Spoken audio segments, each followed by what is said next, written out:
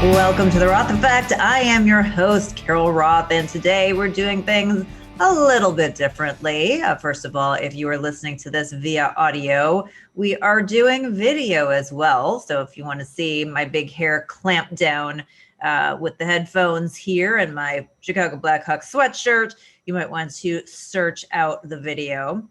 Second thing is that I am answering your questions as solicited, so to try to get as many of those as possible. So here we go. Enjoy the show. First up, I want to tell you my brand new book, The War on Small Business, is out now. You can get it wherever fine books are sold. Obviously, I'm a capitalist, so get it wherever you'd like. But if you want to support a small business, as I've been saying, bookshop.org, particularly in the United States, they will fulfill from a local small business bookseller. So check them out. And really pleased with the early feedback, the early reading. People are learning a ton. One of the consistent comments that I've been getting is that it's very easy to understand, even as I talk about topics like the Federal Reserve. So finally, for those of you who aren't quite sure about all the nuances there, I feel like people are starting to really understand that. And then getting a lot of comments about the number of sources. And yes, almost 500 sources went into this book, and there was a lot of checking and a lot of work. So hope you'll check it out. A lot of important topics. Obviously, we lead in talking about what happened with COVID and then the government picking winners and losers. But this is really a broader discussion about decentralization versus centralized power and how that always ends up hurting the little guy and anybody who isn't connected and in that inner circle. Spend a lot of time talking about the just utter bastardization of capitalism and what that means and how we really exported capitalism to other countries like China and India for their benefit. And we've imported that central planning. And so there's this kind of weird, kind of Freaky Friday thing going on where we're starting to look more like a China and they're starting to look more like us. And unfortunately, we're not living in anything that resembles a free market anymore. And capitalism is getting blamed. So we're getting more government, more cronyism, more intervention instead of more free choice and free market. So I spent a lot of time about that. And so, yeah, I mean, small business, obviously, backbone of the economy, stands for centralization, economic freedom. And this is really important. I think I've said this before, but if you care about small business, if you care about the backbone of the economy, if you care about freedom and choice and capitalism and economic freedom, please buy this book. I hope that you'll read it and spread the gospel and help people understand who need to understand. But if this book doesn't get support, and I'm telling you, a lot of the media does not want to touch this for some obvious reasons and also some head scratching reasons that I guess that they have. If it doesn't do well, no publisher, no media is ever going to stand up and tell the stories and advocate for small business and the little guy again. So this is really a litmus test. So I hope that you will put your money where your mouth is, support the things that are important, support small business advocacy, and buy a copy of The War on Small Business. All right, so with that, I'm going to jump right into your questions and get to as many of these as I possibly can. First one from one of my favorite Twitter followers, John Case. My question is, why haven't we used the Sherman AntiTrust Act to break up the large tech companies that are choking entrepreneurship? And I think there's a couple of things there. Obviously, this is a place where cronyism is a huge issue, both from the side of getting special favors and special legislation that is anti-competitive towards smaller guys and favors the big guys. And you're seeing actually the Facebooks and the Amazons pushing for even more legislation in various areas because they know that it's not competitive. But they've also been given a huge gift by the Federal Reserve in terms of the intervention in the stock market that has propped up their stock prices made them more valuable and given them more latitude. So I think that, cronyism really needs to be focused on there. The other thing is, what does a breakup do to a company like Facebook, right? So if you separate Facebook and Instagram and their messenger service and Oculus, like, does that really change the core issues? Does that really change Facebook, not taking a free speech stance? I mean, Twitter doesn't have that many companies that anybody's even aware of other than it uses, other than the main Twitter. It still doesn't address their issues.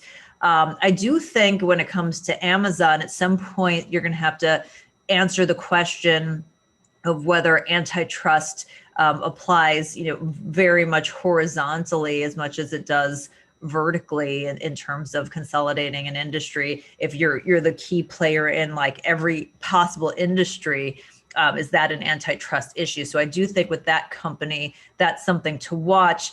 But again, I'm not sure what the breakup does. And I really feel like we as consumers have a bigger ability to put pressure on these companies and to evoke the right changes, because I'm not sure that they're going to be broken up, and I'm just not sure that solves the issue there. But thank you for the question. All right, my friend Anthony, who goes under L.A. Michaels, who, by the way, is a fantastic author in his own right. He's a novelist, so check that out. So he asks, can we get the Friday hair edition of the Carol Roth doll? And how would you regulate government interference with the economy? So obviously, no Friday hair edition of the Carol Roth doll. If you've seen that behind us, if you haven't seen it before, unfortunately, too many supply chain issues right now to do another doll / action figure. So we're just getting the book this time around, but certainly worthwhile. In terms of regulating government interference in the economy, you have to regulate the regulators. We don't want more regulation. We want less regulation. We want more freedom and choice. So I am very much in favor of spending more time suing the government and standing up where we're feeling that they have overstepped their boundaries. I talk about in the book, and I'm just going to use numbers that I think are right, but the actual numbers are in the book, so check there for the real source. But we looked at a period of time based on some sources, and it was like a 50-year period, and I don't even think it included the last 20 years. But at the state level, there have been more than 1 million laws that have been passed, 1 million laws at the state level. And like a handful of those have been challenged in court, maybe like on the scope of hundreds. At the national level, same kind of thing, where I think it was 20,000 plus laws and maybe 12 to 15,000 regulations.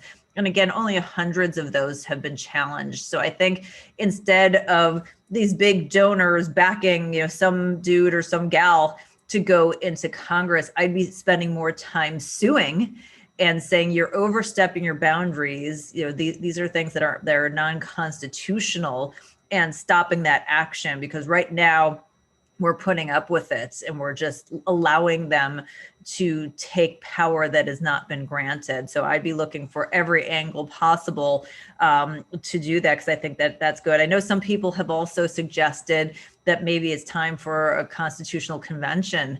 And again, that would take, a couple of the governors to get together who really knew what they were doing and try and take back more power at the state level, where it would be easier for us to, spend our time in each state trying to affect change instead of trying to do that on a national basis, which is the way the country was set up to begin with. So it's all about starting local, and I will let somebody who is smarter and better versed in terms of constitutional conventions and what that would take to weigh in on that. But those are some of my macro thoughts. All right, Chris Taylor. How would you handle corporations moving money to offshore tax havens, and how would that be enforced? Would it help or hurt small business? So, my thought on this is you always want to be more competitive. The more competitive we are, the more businesses we get, the more businesses we have, the more opportunities we have for employment and investment and wealth creation. So I see it as removing those barriers. If you want more of something, you remove the barriers. If you want less of it, you tax it. So why would we do that? So if you want money to come back here, you don't want people putting it in tax havens, you remove those barriers. I think that, right now they're talking about having a global corporate tax rate. They're trying to put these artificial limits on it that are very much anti-competitive and really cartel-like behavior coming from the US of A, which is supposed to be, all about freedom and whatnot. And when you have those kinds of situations, as you alluded to, Chris, there's always what's going to happen to the small business. And just by the way things are structured and cronyism and the lobbyists and who writes the laws, it's very likely that these big businesses will find loopholes and ways around that.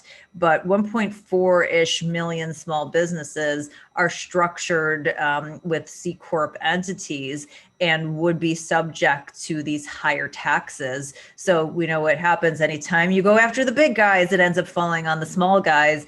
And that really ends up hurting small business. So I know everybody wants to stick it to the big guys and have them pay their fair share, but we have to make sure that no good deed goes unpunished. And then, I think a lot of people just have to realize that paying taxes at the corporate level just end up getting passed back to consumers in some way, shape, or form. So it doesn't sound like they're paying their fair share sometimes, and obviously that's a whole big story to go through, but the reality is that's always getting passed back to you. So whether you're paying it over here, paying it over there, like you're still going to pay it. So I would just be very, very careful and not in favor of cartel behavior. So that's my thoughts there.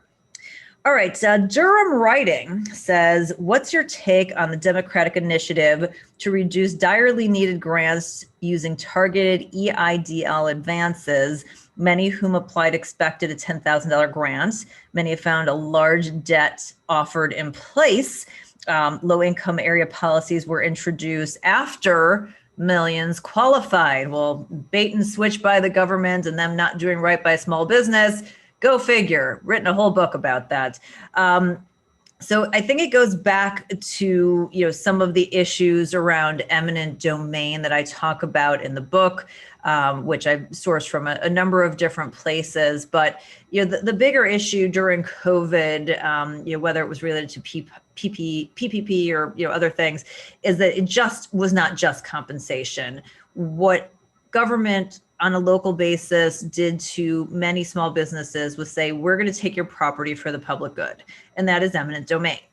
Cannot subjugate my property rights without appropriately compensating me. So you take my property for the public good. That's what you've done. You need to appropriately compensate. So I go back to challenging that. I go back to suing.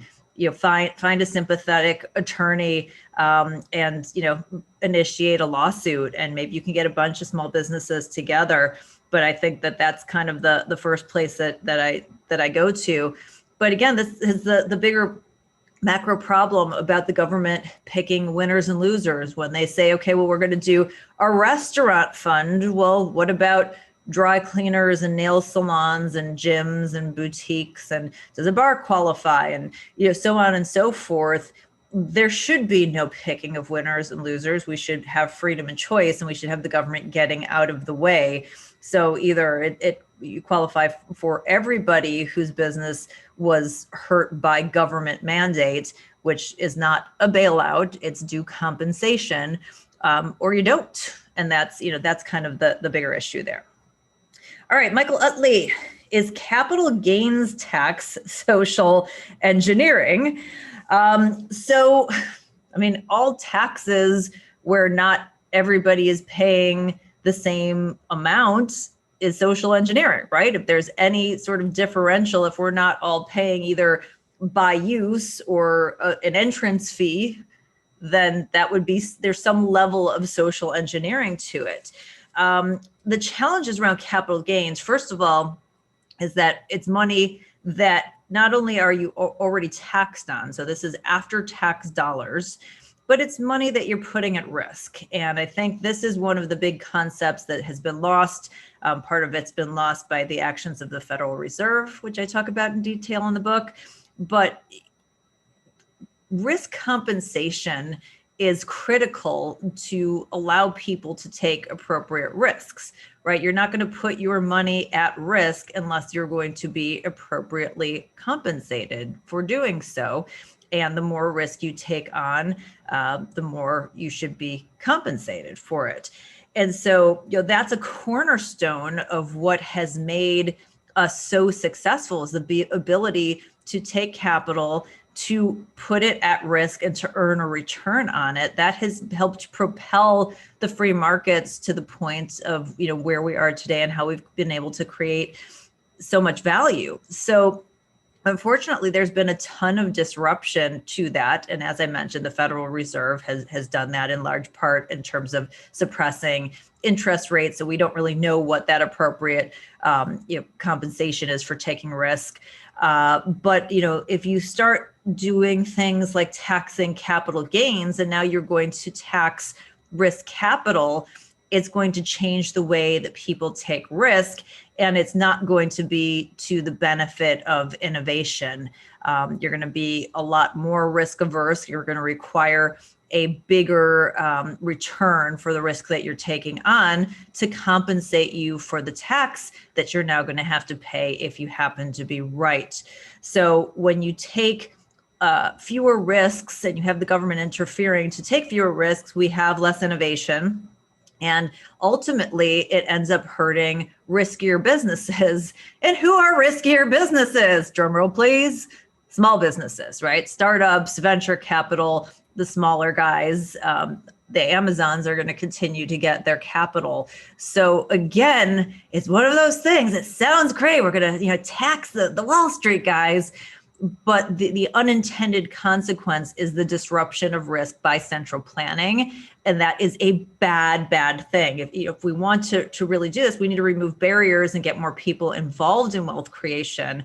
Some of the things that I've talked about elsewhere, don't cover in the book because it's not a perfect fit, is something like Social Security. If you think Social Security is important, the government should be involved. Well, maybe as we pay in, instead of giving it to the government to run a Ponzi scheme, what if we own that money? What if we could invest that money in the market ourselves and participate and get capital gains?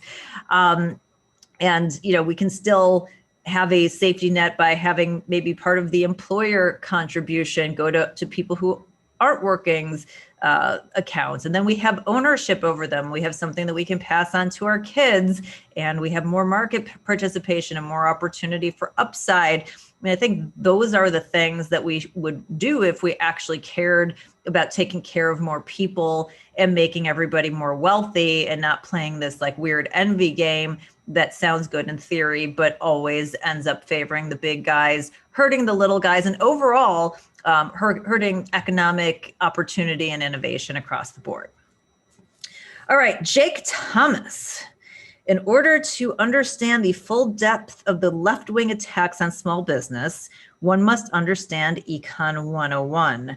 Do you take into account the layman's perspective and explain economic basics in my writing? It seems to be the reason why the leftists consistently get it wrong.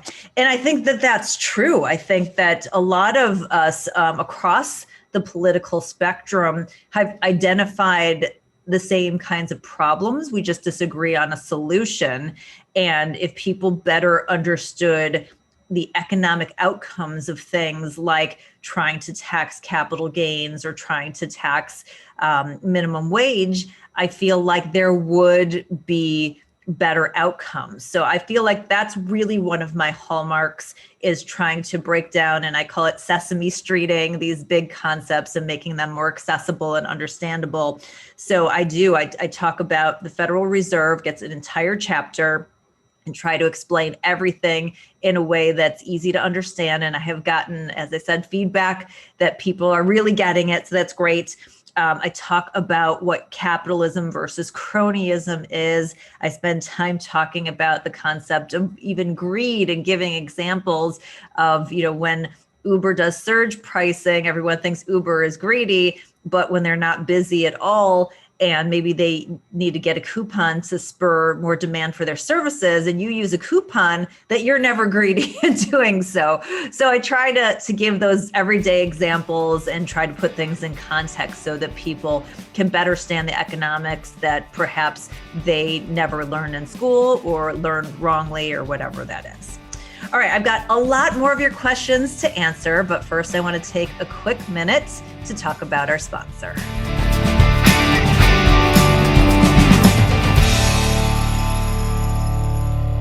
Are you a proud cat person? Maybe you've got one cat, maybe you've got two. You love them, but it doesn't mean you love having a litter box in your home. Kitty Poo Club takes care of the more unpleasant parts of cat ownership so you can get back to loving your furry friend.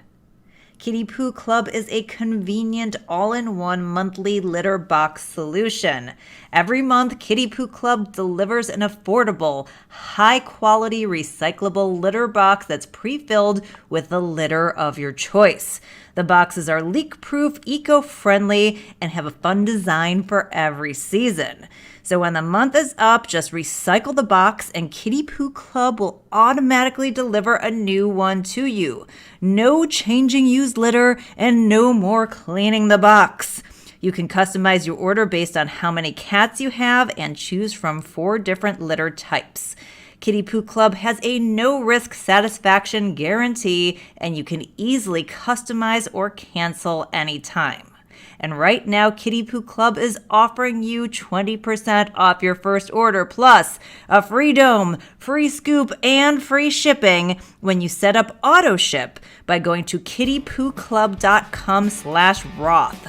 Just go to kittypooclub.com/Roth to get 20% off your first order, plus a free dome, scoop, and free shipping when you set up auto ship. That's kittypooclub.com/Roth.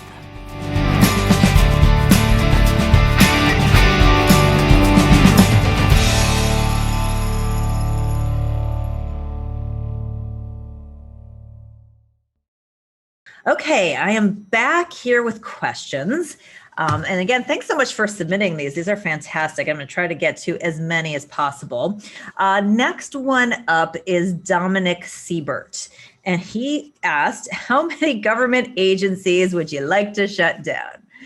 Well, I'd like to shut the whole thing down, Dominic, to be perfectly honest. Obviously, anything that doesn't directly deal with protecting a constitutional right would be fantastic.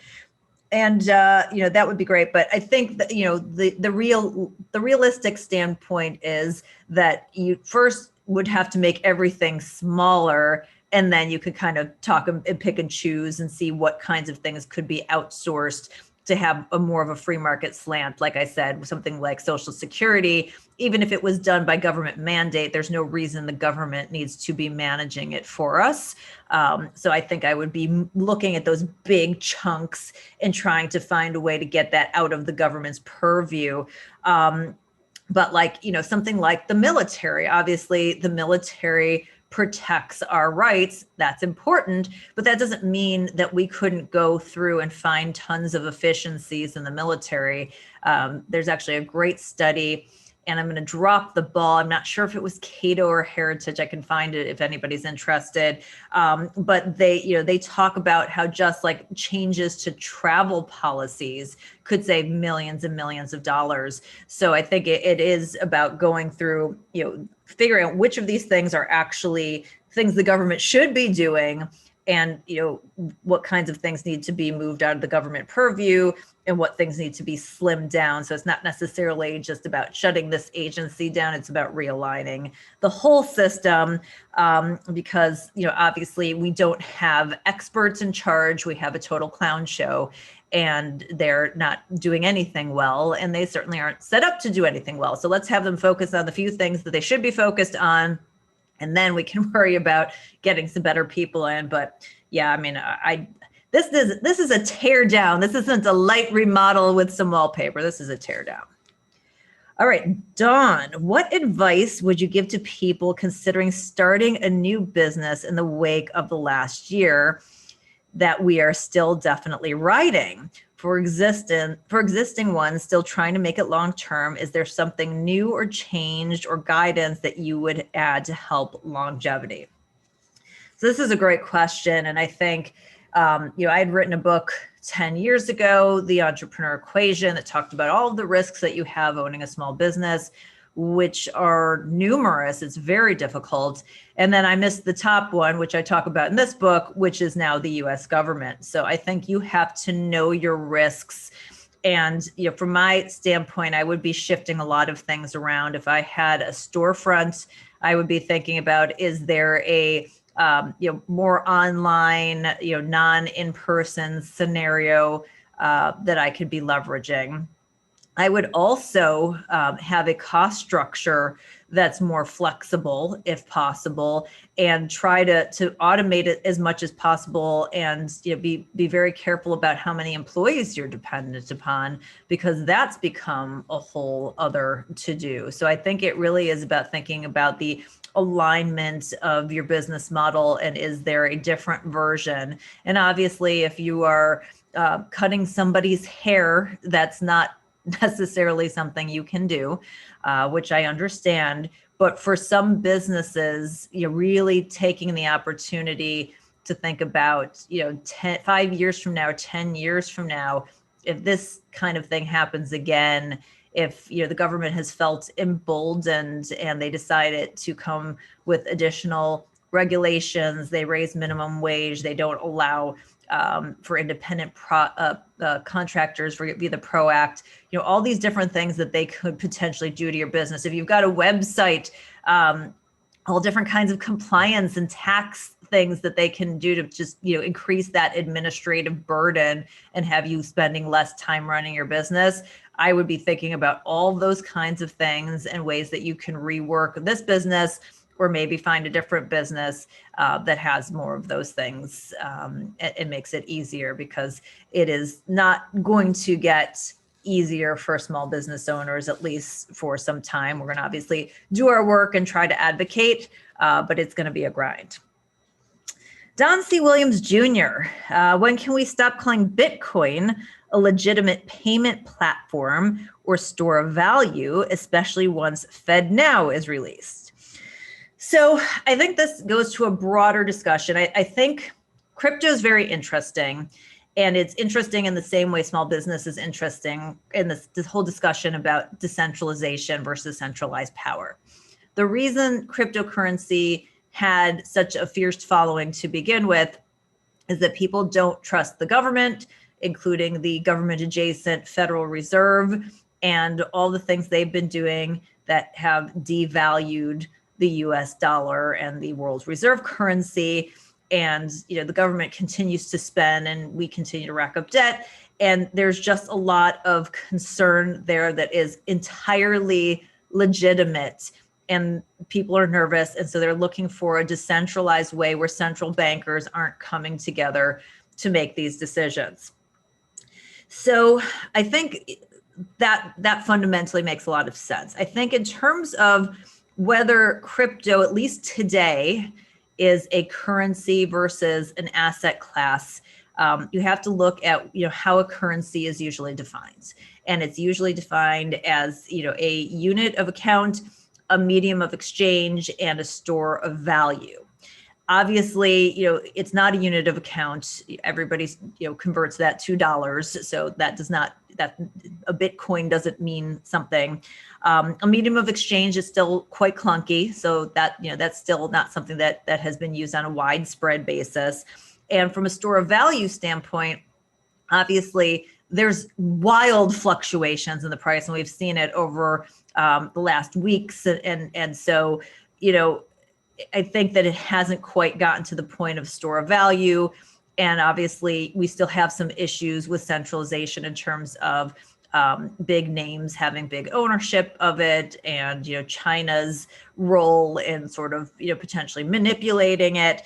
So I think that you really have to look at it today more as a hard asset like you would look at as a gold, or even, as I've said before, wine or a Beanie Baby or something like that. And I think it's a fascinating discussion, because usually most of those things are exclusive and they have value because of their exclusivity, where crypto is more inclusive. So I think it's still sort of working itself out, and we don't know sort of who's going to end up being the winner. But does it end up being like a gold once it settles down in price, assuming that not one or a couple of people own this big chunk of it?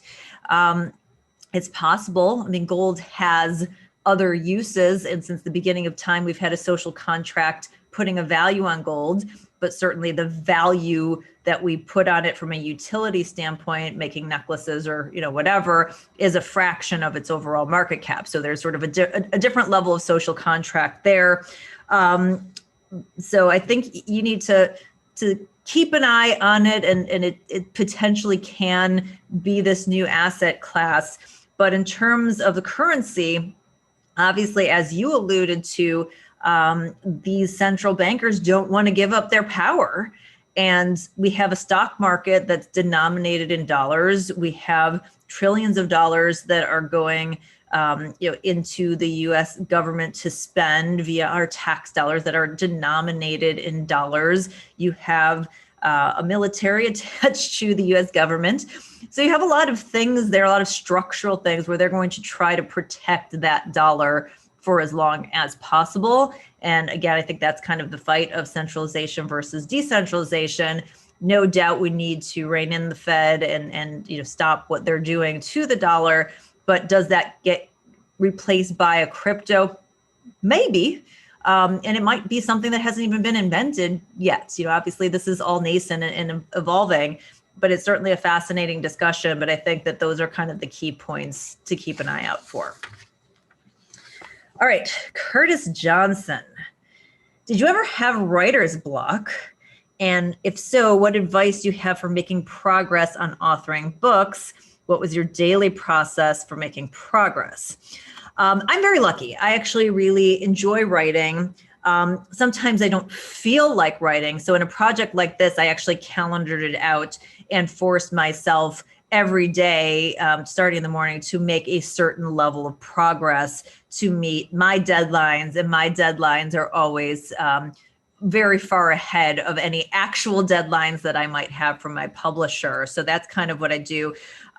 When I look at my method, the way that I do it, that I find that's the easiest, is that I kind of outline things. I kind of write down, like, here's the big concept that I'm trying to get at, and here are some big key points. And then I kind of go back and fill it in. And then I go back and edit that, and then kind of fill in blanks, and it unfolds. So that's kind of my process. But I find that the editing process or the outlining process works well for me. I know for some people who are better speakers in terms of organizing their thoughts than writers, I have also said that you should dictate, that for some people dictating and transcription is better, but I work better in terms of an outline. So I think it depends. And then my big secret, if you haven't heard this from me before, is because I wrote this book real time as the pandemic was unfolding. And so I wrote sort of 3.5 different books here. It had 3 different titles, and the final book, before it became the ultimate final book, the kind of the last draft, was 160,000 words, with kind of 1.5 times the number of sources that are in there. And my editor went, no, nobody's reading 160,000 words, Carol. So we did kind of chip it back and get it back to the book from today. So my issue tends to be sometimes that I've got too many things that I want to cover, but that's kind of the way that I approach it. All right, Andrew Wong. Andrew's awesome. He was one of my early readers, and appreciate all of his help. He wants to know, what do you think may be the best way to try and get people who disagree with you to spend their time and read your book, especially the people who can actually vote in Congress, who haven't realized they are voting against their own stated principles? Thank you. All right, so this is where I need you guys. I cannot be the lone voice out here espousing these issues. I need all of you to go out and to spread the word and to change hearts and minds. I don't think that the people in Congress care. I mean, I think that people who run for Congress, the way that it's structured today, by and large, and certainly not everyone, there are a couple of really great people, but they're few and far between. I don't think that they actually care. I can't think they care about their power. But if we had more constituents who care, then there's more of us putting that pressure on them. And then, we say there's enough's enough. And the reality is there's just many more of us. It's just harder for us to kind of come together and do things. So, it's kind of like I say with my book, if I could get each one of you, every one of you listening, told 10 people, like one-on-one, convince 10 people in your circle to buy this book, hosted a conversation, talk about the issues, challenge them to do the same. That's how ideas spread, and it needs to be done on a very personal micro level. And I think that that's the point. I mean, that's the whole point of small business and decentralization. And so, we each have a role to play. It is this critical advocacy for economic freedom. So, if you want to support these ideas in small business, go out, figure out which 10 people you're going to convince, or if like you're a maven, maybe it's 20 people or 30 people, or your club or whatever, have a book club. And we need to do it because, if we abandon the ideals of free markets and capitalism, I mean, who's going to be the ones to take it up? And I have found that particularly Gen Z and some of the younger millennials, there are a lot of younger people in particular who are very open to the ideas. They just don't understand the difference between free markets and cronyism, but they're open to learning if you'll spend the time with them. So I think we just need more advocates. And I'm going to also call out some of the big capitalists. I mean, we have some really crappy capitalists who have pulled up the ladder behind them and are saying capitalism doesn't work when they know very well that it does, and that it's cronyism. And, they don't want other people to, I guess, peek behind the curtain and know that they're not, that smart and everyone can do it. So they're not espousing the values that will help other people create wealth. Everybody who believes in the principles that I talk about knows that wealth creation, if that is your objective, and it may not be, it could be flexibility or just passion or choice or whatever. But if wealth creation is your focus, that there is plenty for everyone because the pie grows if we have the ability to, invest and continue to grow the pie. So, don't have that limited mindset, have that abundance mindset, and teach more people about the ways that they can become wealthy. And if you've benefited from it, you should be the biggest cheerleader out there. So hopefully we'll have more people doing that. All right, I've got more of your questions, but I want to take another quick minute to talk about our sponsor.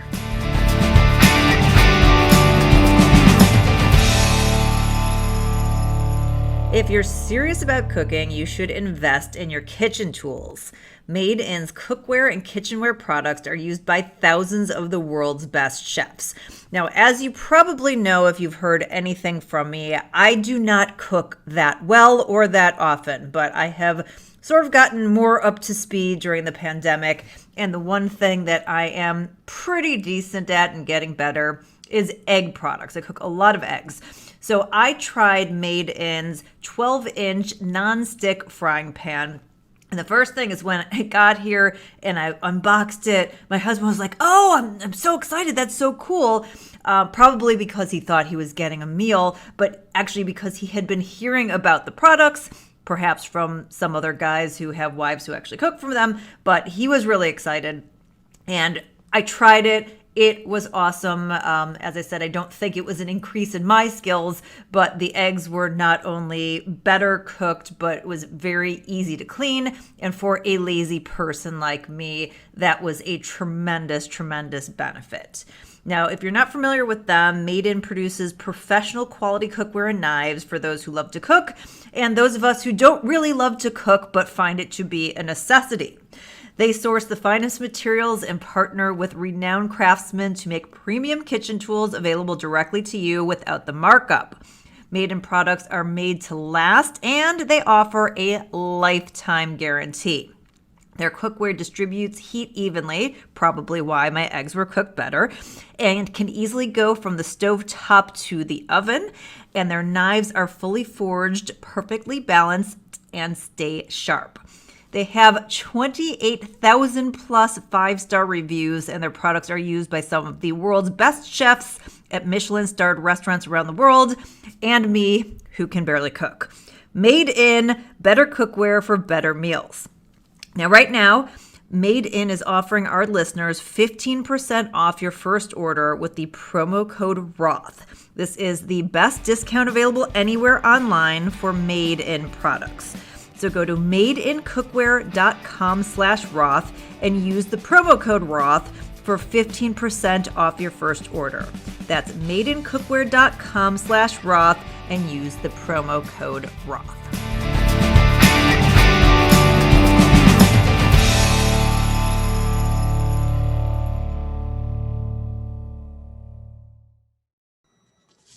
Okay, I'm trying to get through this, guys. Grandpa to 8, any chance of a book signing tour? Great way to help some businesses. Obviously, I'm all about helping small business. It's just not sort of the logistics required at this point to kind of run around and do a book tour is challenging. And it's the same thing with like donating a portion of the book to this and to that. It's a lot of accounting. I'm committed to helping small businesses. As you know, I've been doing it for years. I will continue to do it. I'm going to continue to be a supporter. But if anybody does want to sponsor something, like, and you have a big idea and you have a number of people, like, I'm certainly open to working that out. And there are a couple of virtual events that are coming up. And I will, although I can't obviously sign them in person, I will have book plates that I'm signing. So if you want to reach out to me via the contact at carolroth.com contact form, then I can send you a signed book plate for you to stick inside your book. All right, Bill in West Virginia, one of my other favorite Twitter followers. I believe everyone is looking for security. What's the most convincing argument that more security is found in the unbounded but undefined opportunity offered by true capitalism and is destroyed by the quote unquote defined benefits and bait offered by something like communism? What helps people see through it? I think it's a great question.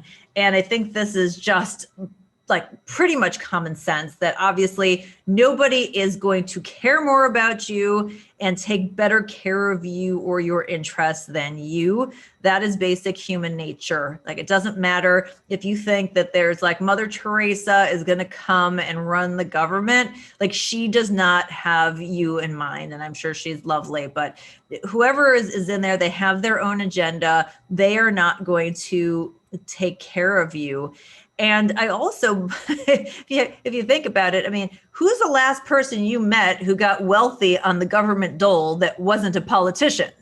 Nobody. You don't, as an average American, create wealth by being on the government dole. Certainly the politicians have figured this out. So if you're in that inner central planning circle, which is why they want to keep the power, but you create wealth by ownership, right? You create wealth by having equity, whether it's in a business that you create, whether it's in a business that you're investing in the stock market, or you go to work for a company and you get some stock options. Like, that's how you create wealth. You could also have equity in your home, or you invest in other homes or other assets. You know, that's how you're creating equity. You're not creating any equity by getting some, quote unquote handout from the government. That's what they do to keep you as their lapdogs. It's crumbs. It's nothing.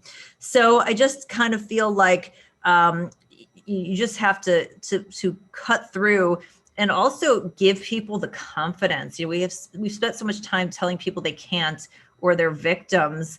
Show them the way, show them the opportunities, help convince them by showing them like what it is they can do to improve their status and to build wealth and to, go after their dreams. It may not be what they want to do, but that's up to them. So I think the other thing that we need to talk about is that obviously you have to think about force and control versus freedom and choice. And are you ever better when you have other people who can force and control you to do things? Or are you better when you have your own free will to do things? I obviously am Jewish, and my tribe was obviously under the force and control of Nazi Germany. We can tell you that force and control is not good. The Uyghur Muslims in China can tell you that force and control is not a good thing. So, if you have more free choice and opportunity, you're going to better off. But I do think that just personalizing that message sort of helps. And then also just kind of getting people to focus on principles. Right? Principles should be just hard in the sand. If you start making exceptions for principles, then you've kind of lost the whole plot. But again, we need each one of us to go out and be espousing these things and acting as mentors and helping people. If we did that, I think we would win this. Navin, how do we as small business shift the narrative away from the living wage nonsense? A large number of us hire teenagers and retirees to fill shifts, so we aren't working open to close. Telling us that we need to pay 19-year-olds $40,000 a year so they can show up late and stare at their phones is just not an option. And I hear you. I hate this. I mean, this is a Marxist straw man, and I cover this pretty extensively extensively in the book. But I think this is where you need to remind people that they cannot legislate their morality. If you think businesses should pay more, that you can open a business and pay people more. It's amazing. You can patronize businesses that pay people more. But once you put that legislation in, it takes away any flexibility for anybody to choose for themselves. Hey, no, I want to pursue this opportunity for other reasons other than just a wage. I would also say, ask people questions. Sometimes when you ask people questions, it makes them stop and think. So this concept that we would ever ask people what they need, and then based on whatever definition of what they need, that's how much they should be compensated. Again, that's Marxist. So if you hire a babysitter for the night, do you ask your babysitter, well, how many times have you worked this month and how much do you need to live on? And that's how much I'm going to pay you. Or I'm paying you $15 an hour or $10 an hour, and that's it, take it or leave it. Obviously the latter. If you go out on the street and somebody is selling some fresh baked bread, on the street, do you say to the bread vendor, how much do you need to live on? Or do you say, okay, the loaf is $2.50, I'm going to pay you $2.50? Nobody does that. It's insane to think that you need to figure out how much we need to live on. And then we need to have the conversation is, what is the living wage in Arkansas versus the living wage in New York City? And why would you think that it's the same amount and that we would legislate that, because they're two totally different things? And then I think that the other question is I just don't know where this idea of a 40-hour work week being compensation for needing to live for yourself. If you think about pre-money and you had to live by bartering your skills or what it is you made, if you sold apples and you had to plant apple orchards and do all those kinds of things, you work as long as you need to work in order to get what it is you need to get. There's no 40 hours. And I can tell you that most small business owners, particularly when they're starting out, don't work 40 hours. They work 80, 90, 100 hours.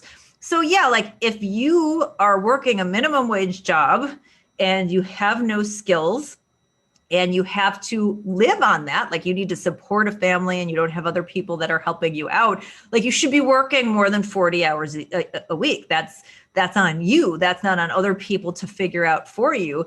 And that's not a bad or mean thing to say. I mean, people seem to be oh my God, I can't believe you want people to, no, it's a very specific situation that somebody's coming into a minimum wage job and needs to support themselves or a family with no skills. work 60 hours a week, work 80 hours a week. I mean, that's not too much to ask for. I mean, you can still have a day off and still do that, but you need to be busting your butt if you don't have any skills and you just support a family like all of us have. And I'm not saying anything that I haven't done. I mean, I've worked 6 minimum wage jobs in my life, and I've also paid down $40,000 in college debt. So I'm not telling anyone to do anything to be mean or saying, oh, well, like just because you had it hard doesn't mean other people. It's just not the way the world works.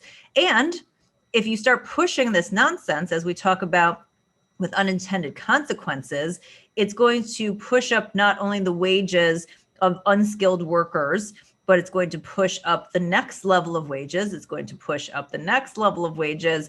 And ultimately, yes, you'll be getting paid a higher dollar amount, but the dollar will be deflated and you won't be able to buy as much. So you will be no better off, and you will still have to work 60 or 80 hours, and then everybody else is messed up and it's going to be harder for you to open up the ladder. And or there will be fewer teenagers and fewer non-skilled people who get jobs. And that's not a good outcome. We want people get into minimum wage jobs, not because it's an average wage, but because it's the opening wage. It's that first step. So you should be doing anything you can to get yourself into the game. And then what you do with that from there is up to you. And so that should really be the discussion. And I would also remind people of a couple things I talk about in the book, which I won't go into in detail, but you can read about the basically racist background of how the minimum wage was created. And also that small business owners don't have guaranteed wages and they risk their capital. So those are some important things, but great question. All right, Todd Summers, is there a legal process from or for the private sector to stop the Biden administration from following up on its threats to have the Fed override states who have and are planning on doing away with the extra $300 in extended unemployment benefits? And how does the private sector combat this? Proposition 47 leading to increase in shoplifting.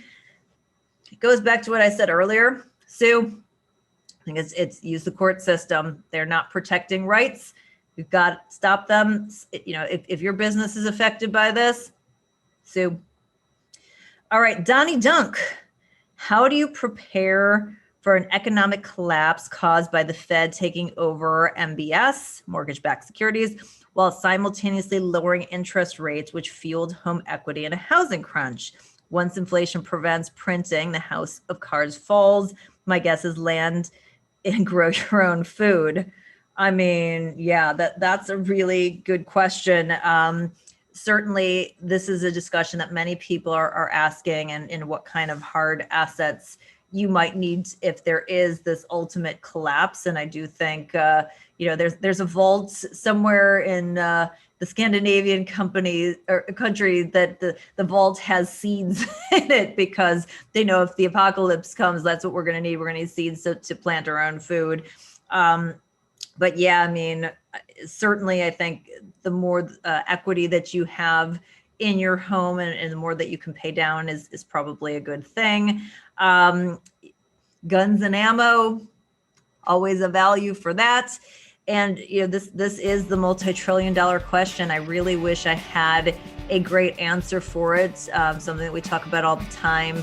But for the time being, I think having some diversification, having some alternative assets, and having a plan, whatever that may be, is probably a good place to start.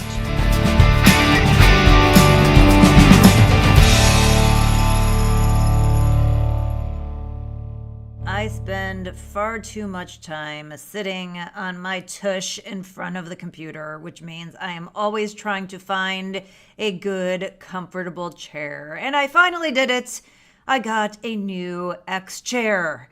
The secret for them is not only their patented dynamic variable lumbar DVL support, which offers unbelievable lumbar support to my or your lower back, but now thanks to their new X-HMT technology, I can get heat and massage therapy while I am sitting at my desk. Can your current office chair do that? So instead of my old uncomfortable office chair, which really was honestly just killing my hamstrings, my tush, back, the whole thing, now I get to sit in a chair that is the ultimate therapeutic massager. The X-HMT delivers heat and massage technology right into my core, which helps increase blood flow, muscle recovery, and energy. And that makes the sitting in front of the computer really kind of a joy. It has 4 different massage modes and fast warming heat technology for therapy. And honestly, if you know me, you know I love a spa experience. So to have that all day long is a big thumbs up. You will not believe the X-Chair difference until you feel the X-Chair difference for yourself. This is sort of the luxury supercar of office chairs, so check it out. X-Chair is on sale now for $100 off. Go to xchairroth.com now. That's the letter X, chair, ROTH.com, or call 1-844-4XChair. X-Chair has a 30-day guarantee of complete comfort, and you can finance your purchase for as little as $30 a month. Go to xchairroth.com now and use code XWheels for free X-Wheel blade casters. xchairroth.com.